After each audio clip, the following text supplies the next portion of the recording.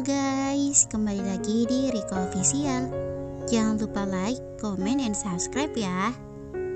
Penerbangan kali ini lebih lama dibandingkan penerbangan pertama Fenita ke Canberra. Itu karena mereka harus transit selama 5 jam sebelum penerbangan selanjutnya. Alhasil tubuhnya kini terasa sangat lelah. Kamu pasti capek, mandi dan istirahatlah. Fritz membelai kepala adiknya dengan penuh sayang. Fenita hanya menganggukkan kepalanya.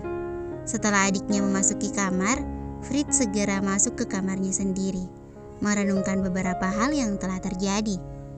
Dia hanya ingin adiknya berbahagia.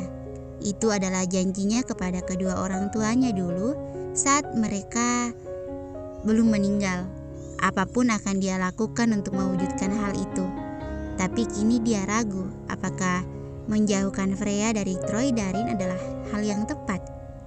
Meski beberapa bulan ini berjalan lancar, tapi Fritz bisa mengetahui bahwa ada sesuatu yang disembunyikan oleh adiknya itu. Ada kekosongan yang bahkan tidak bisa diisi oleh seluruh perhatian yang dia berikan. Juga tatapan yang berbeda yang sempat dilihat saat mengetahui bahwa Mr. Darin lah yang mengunjungi rumah mereka tadi.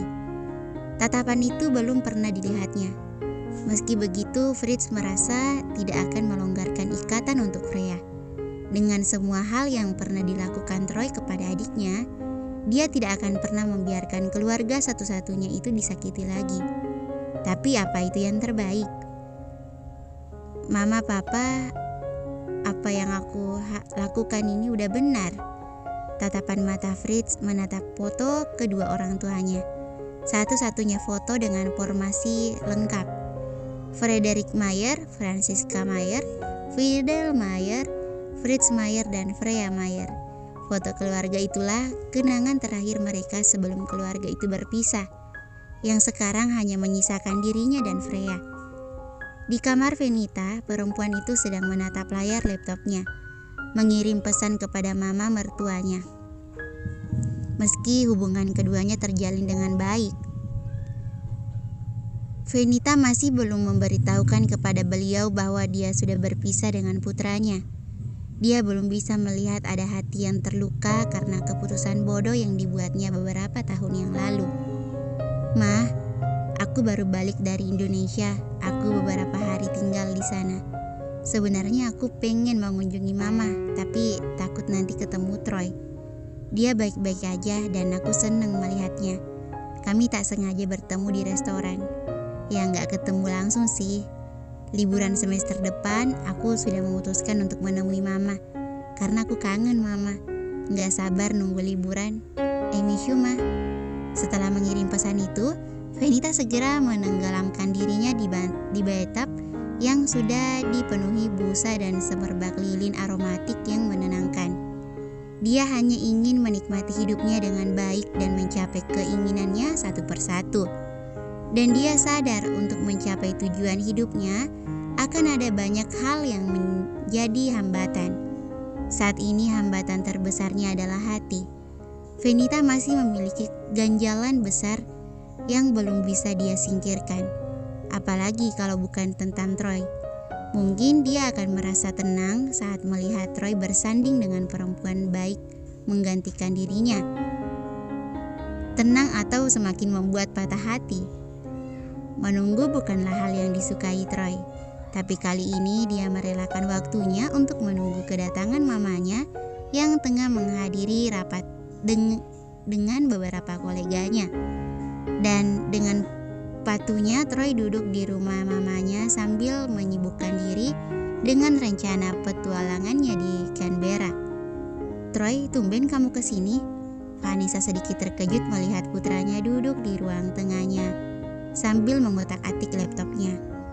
"Ada yang ingin aku sampaikan ke mama?" Troy meletakkan laptopnya, menatap mamanya. "Aku mau mengajukan cuti." "Cuti?" Vanessa mengerutkan keningnya. "Iya, selama 1 bulan penuh," ucap Troy dengan mantap. "Untuk apa kamu cuti selama itu? Apa ada hal yang ingin kamu kerjakan?" Vanessa tidak bisa menyembunyikan rasa penasarannya. "Enggak, aku cuma pengen liburan, berpetualang." mencari sesuatu yang bisa dilakukan untuk menenangkan pikiran. Jawaban dibuat seklise mungkin, menyembunyikan niat aslinya untuk mencari Venita.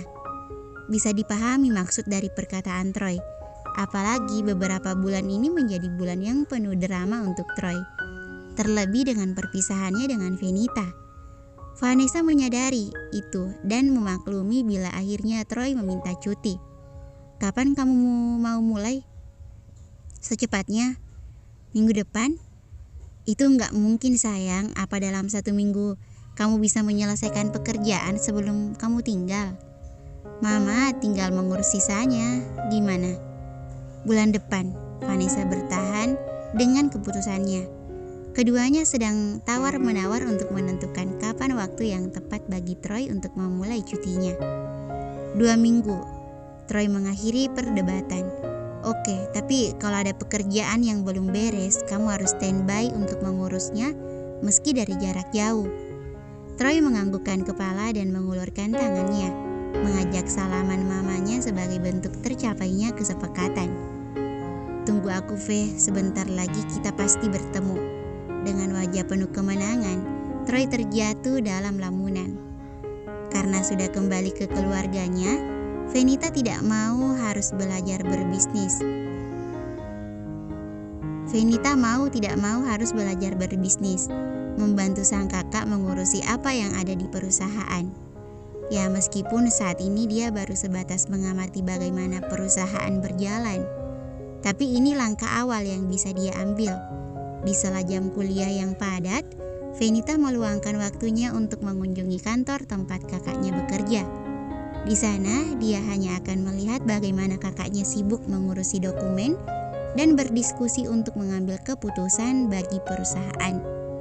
Di sisi lain, Fritz yang mengamati antusias adiknya akan perusahaan, memutuskan untuk menyiapkan meja tersendiri bagi adiknya, agar saat dia berusaha belajar, ada tempat khusus yang bisa dia tuju dan seolah merasakan suasana kerja yang sesungguhnya.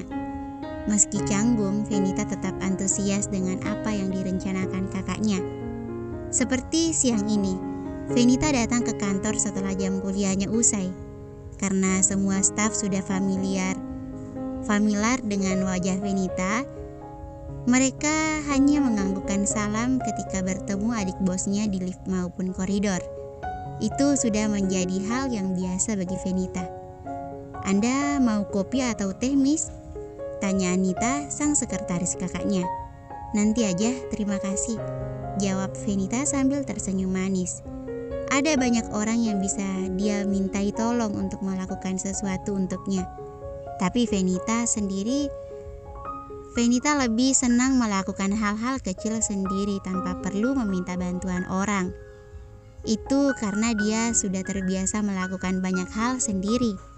Dia akan canggung dilayani karena dialah yang dulu melayani.